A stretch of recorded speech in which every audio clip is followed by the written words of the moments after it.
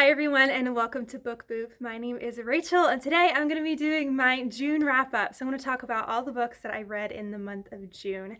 I read through I think 7 or 8 books in June, so quite a few, and I did my first audiobook. I rarely ever listen to books and I was excited to listen to a whole book all the way through as an audiobook. So exciting, something different.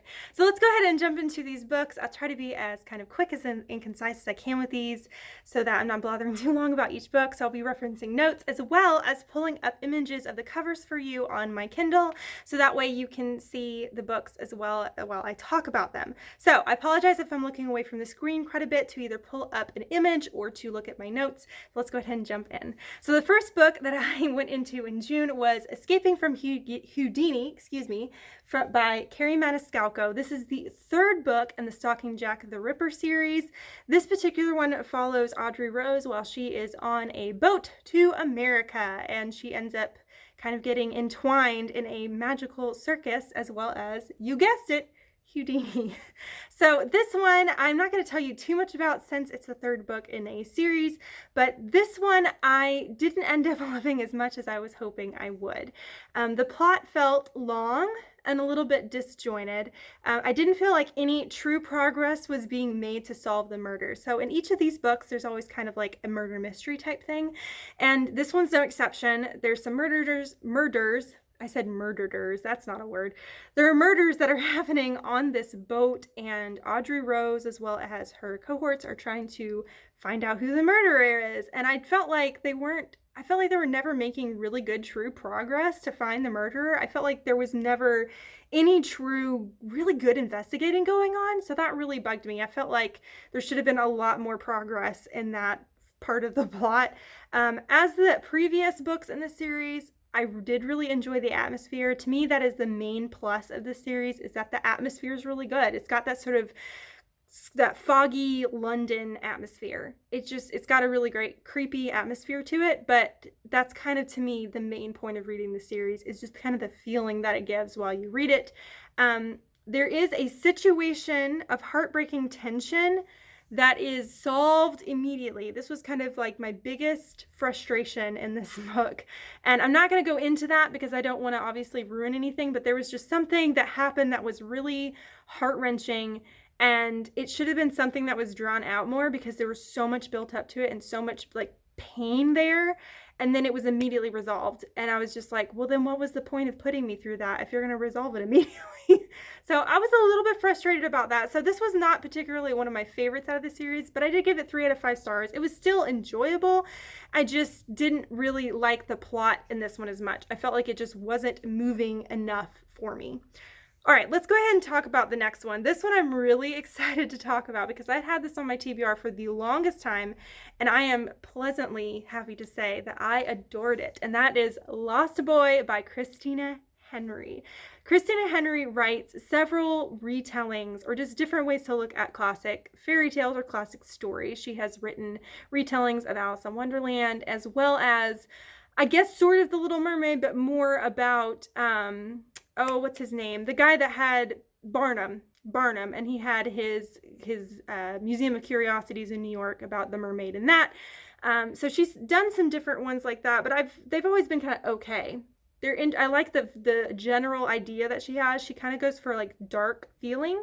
This one is a retelling or origin story of Captain Hook from Peter Pan. And my goodness, was it amazing. It goes with the idea that what if Captain Hook was one of the original Lost Boys, and that he and Peter Pan used to be really close, best friends, and then something happened. I loved the idea of that. That's such a fantastic premise, and it's a lot of fun. I love some villain origin stories. So this one I was so excited about, and I was pleasantly surprised to see how much I loved it. It's an incredibly dark and delicious tale of Neverland. If you ever wanted to have a nice dark retelling of Neverland, this is your book right here. It's well-paced with continuous action and movement. Peter had a very exaggerated self-centeredness of a child. So of course, the main thing with Peter is the fact that he doesn't grow up. And it really focuses a lot on the fact that it takes the whole concept of how most kids are very self-centered. And I know I was when I was a kid. We all are as children. We think that what we want and what we care about is the most important thing in the world. We're the center of our own universe until we grow up and we learn that other people, what we do, our actions affect other people, that we're not in the center of the universe. Like, other things are more important than we are. And Peter isn't learning that because he's a kid and he's so focused on himself all the time, and he doesn't care about what his actions do to other people as long as he gets what he wants. And that is very, very exaggerated in this, and it makes Peter terrifying, to be perfectly honest.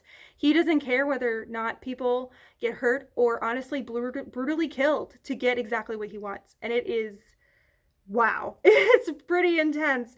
It's a story that I honestly will consistently think back to. It's one I kept thinking about after I read it. I still think about it. It's one that I could see myself rereading because it's just such a dark, interesting story. And I loved the idea of this Neverland. I loved the idea of this origin story. It was so much fun. I highly recommend it. And it's short. It's not a very long book at all. It's a really quick read and it will stick with you. I gave this one 4.5 out of 5 stars. So good. Highly recommend. And I'm so glad I finally got to it. The next one is a book that I wanted to finish up in a series I have been working on for a very long time, and that is the Five Nights at Freddy's series by Scott Cawthon, specifically The Fourth Closet. This is the third and final book in the I almost said Stalking Jack the Ripper, Five Nights at Freddy's series. If you've never heard of Five Nights at Freddy's before, it's originally a video game. It's a horror video game. It's really basic concept, but it's about this pizzeria where these animatronic performers have gone awry and become murderous. So I really love the game and I love the lore behind Five Nights at Freddy's. I really enjoyed the first book in this series a lot, called The Silver Eyes. It was really dark. It was really creepy. It was one of the first horrors I had read. It was disturbing. It was one of those books that I actually wanted to turn the lights on because I was getting scared. The second one was kind of meh, and unfortunately the third one wasn't very good. I was really hoping it would pick it back up for me, but I personally did not really like this one. This final book, honestly, it felt kind of ridiculous. There's so many plot points that felt so far-fetched and poorly explained. I just felt like this plot was all over the place. We were following a different perspective in the story of a character that's in the other books, but we weren't following the main perspective of who we had been following before. So we had a different perspective, and it just, the whole thing felt ridiculous. And granted, I get the fact that the whole premise of this is ridiculous. I get that. But it just felt so far-fetched and nothing felt explained well. I felt like I didn't know what was going on most of the time, to be perfectly honest. I recommend the first book, but stop there. The rest feels like a mess. If you are super into Five Nights at Freddy's, go for it. But I would say just read the first book and leave it at that. You can honestly read the first book and it's fine as a standalone.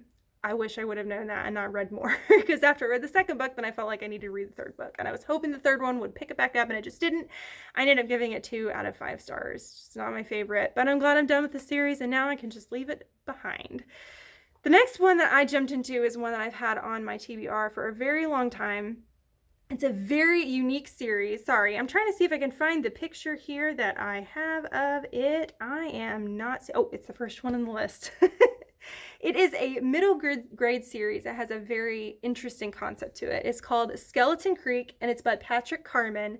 This series is really interesting because, first of all, the story is told in diary format, but on top of that, we're following these two characters. We have one character who writes down his thoughts in a diary, and we have another character who loves cinematography. She loves to video things, interview people, that kind of thing. And so she sends links to videos for her friend to watch. Because of certain specific situations, they're not allowed to see each other, and so she's sending them these video clips to him online, and then you watch the clips. So in various parts within the story, you pull up a video online and you watch the video, and it makes it a very interesting story. So this whole entire series is about this town called Skeleton Creek. There are some strange goings on. There's some strange historical things that just aren't being explained well in this town, specifically about this place called the Dredge that's in the woods, and it used to dredge up dirt and mud to look for gold. And apparently they find out that it's haunted and there's some sordid stuff going on there, and so they try to investigate In investigating, the character who writes the diary entries, he gets injured really bad, and so these two friends are no longer allowed to see each other. They feel like they're destructive together, so their parents want them apart, but they still try to investigate Skeleton Creek while they're apart, and hence the diary and the videos. And the videos were really interesting. They were very well done. Honestly, the acting was actually pretty decent. And it really gave you a wonderful atmosphere for this story. It definitely hyped up the creepiness. I mean, you got to go in the dredge, you got to see ghosts and creepy things that were going on, and it just really sucked you in. So it was a really cool, unique concept. Let me see what I wrote down here. It's a unique combo of diary entries and videos. Would love to see this done more. It's just such a unique concept. It makes it creepier and more immersive. It felt like our main protagonists were constantly jumping to conclusions. I will say that. They were trying to investigate, and I felt like they were constantly thinking that things were immediately strange, or there's something weird going on here. And I'm like, well, how do you think there's something weird going here? I just felt like there was a lot of jumping to conclusions in this book that sometimes I had trouble believing or keeping up with. I was expecting the mystery to be contained in one book. I did not realize that this book was, I knew it was a series, but I thought that the series, each book was going to be siloed, like each book would have its own mystery. It's not. This leaves on a cliffhanger. Like, you need to continue the series to find out what happens. So I was not expecting, but I was pleasantly surprised by that. Overall, I enjoy the concept, but the mystery development didn't always feel fleshed out. Sometimes it felt like it felt a little juvenile. Granted, it's middle grade, so it is supposed to be a little bit more juvenile, but I really love this concept. I think it was really cool, and I would love to see this done more.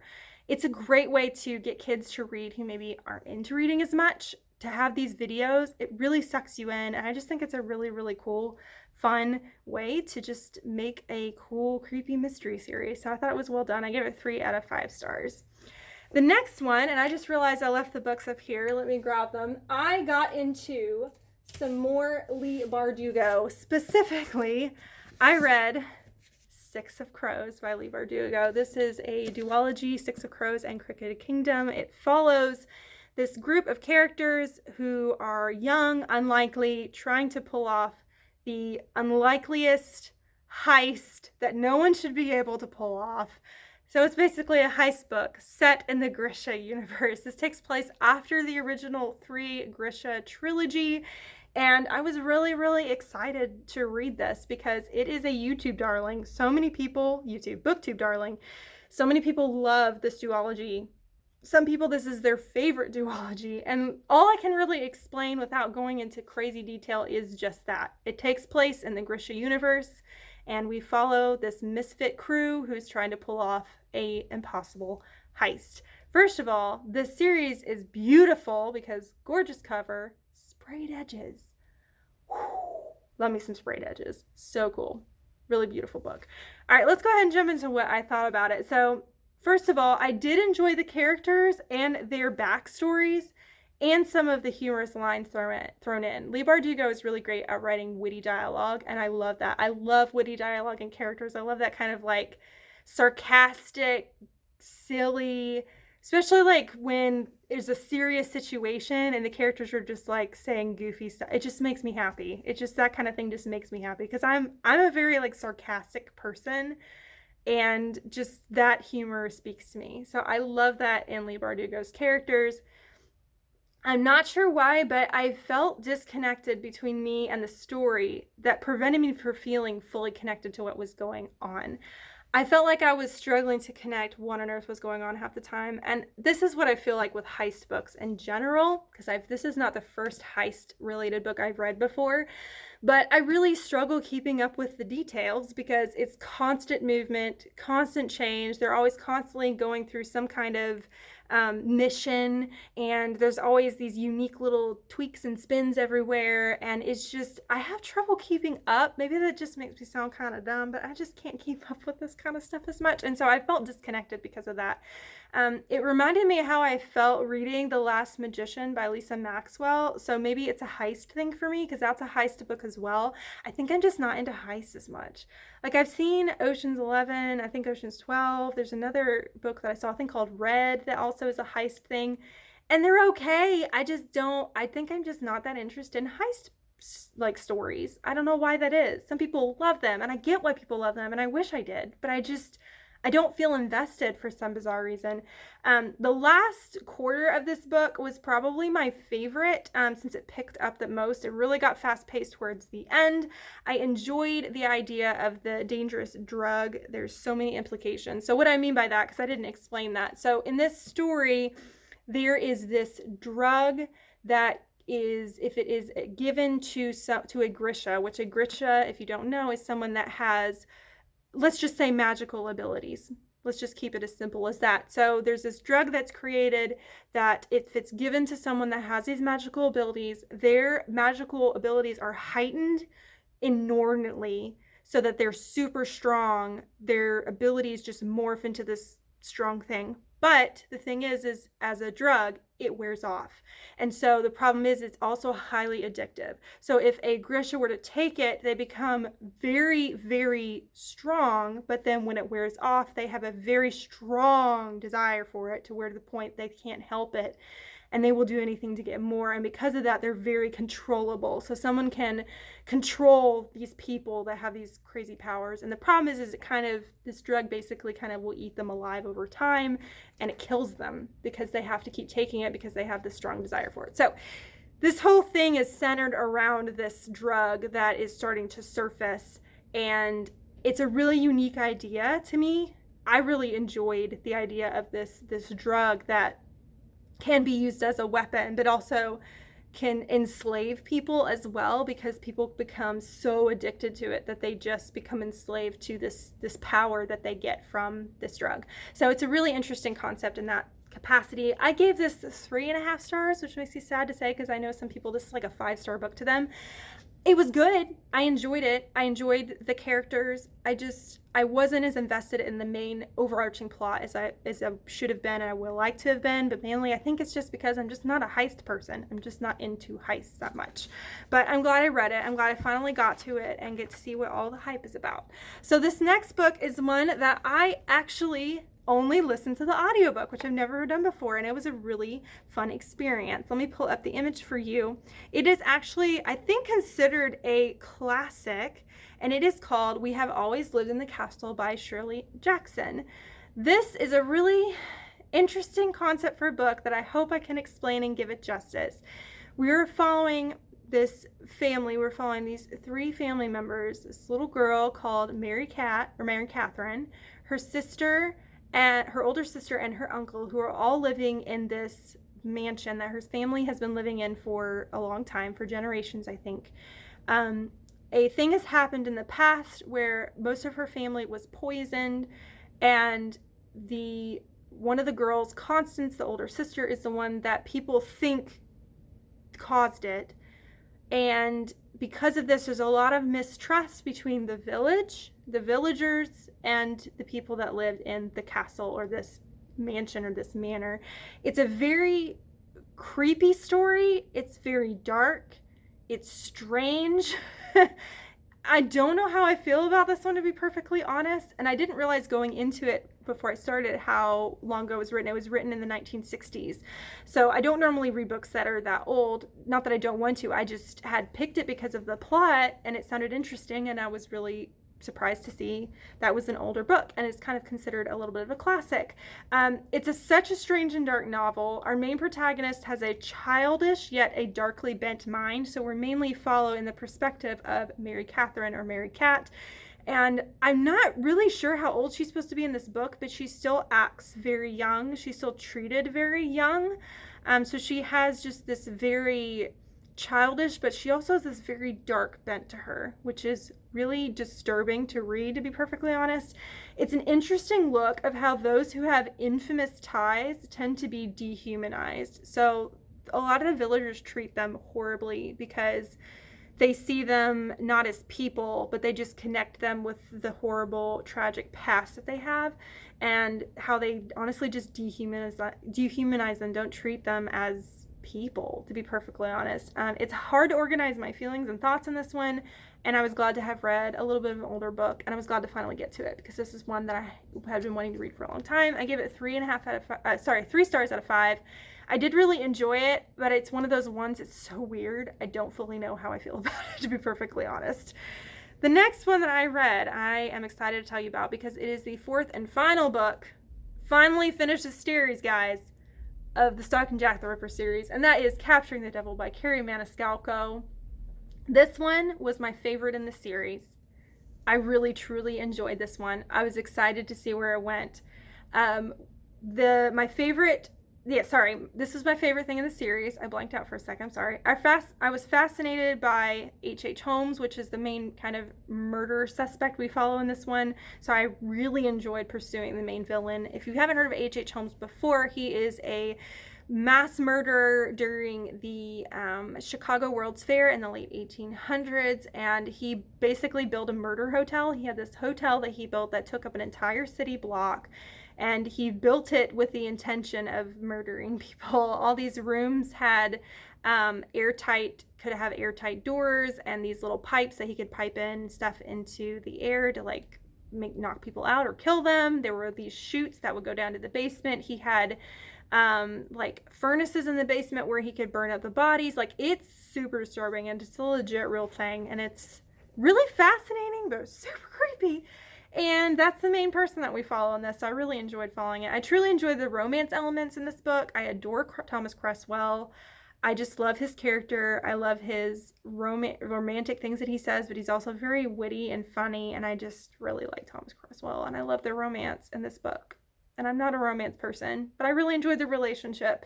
I often forget the ages of the characters in this book. The main characters we're following are like 17, 18. And I keep forgetting that because they act like adults, which kind of makes sense because earlier in the 1800s, you wouldn't live as long. And a lot of times when you were in your late teens, you were considered an adult by that point. You were ready to be married off and all that kind of stuff. So a lot of times I forget how old these characters were. I felt like they were in like their mid-20s or something instead of like their late teens. So a lot of times I would forget, and then like their ages would be mentioned. I'm like, oh yeah, I forgot about that. I enjoyed seeing Audrey Rose's character development and the strength she embraces by the end. I love that she just is such a strong character, and you see her develop so much throughout the series, from not being completely sure of herself to the end, just being this really strong woman, this really strong character who believes in what she can do and her brains and her heart and everything. And I just really enjoyed that. The final wrap-up and tie-in of the entire series was satisfying and well done. The books no longer felt separate. So like I think I said before, each of these books felt pretty siloed. Books 1 through 3, they felt very like, okay, here's a murder mystery, next murder mystery, and the next murder mystery. This one tied them all up in a way that I wasn't expecting, and I was really excited to see. And I love that because then all of a sudden the books didn't feel siloed anymore. It felt like a complete thing, and I really liked seeing that in this series. I think it was a really great and cool way to wrap it up, and I give it 4 out of 5 stars. So I was excited that at least the last book was worth it. All right, last book. Let's get this done, folks. So the last book that I read, I finished up the Six of Crows duology with Crooked Kingdom by Leigh Bardugo. Again, beautiful sprayed edges. Also, thank you to my friend Gretchen who let me borrow this beautiful duology. You're lucky to have these on your shelves. They are absolutely gorgeous. So I already gave you the description of Six of Crows. It's basically the same for this one. We're still following kind of like a heist mentality, same kind of characters and everything, so not much different there, just kind of finishing up the whole overarching story. It gave me the same type of feeling of the first book. I enjoyed the characters and the dialogue, but I felt disconnected with the plot. Again, I felt like I just couldn't keep up with all the heist stuff and the plans, and I couldn't keep up with it, to be honest.